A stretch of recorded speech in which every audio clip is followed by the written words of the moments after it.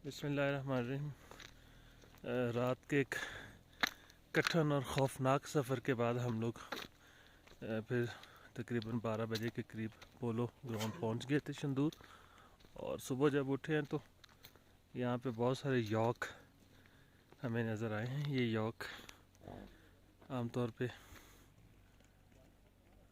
गिलगित के अंदर ज़्यादातर नज़र आते हैं। और ये पोलो ग्राउंड से नीचे यॉक और उसका बच्चा, ये सामने भी यॉक और उसका बच्चा।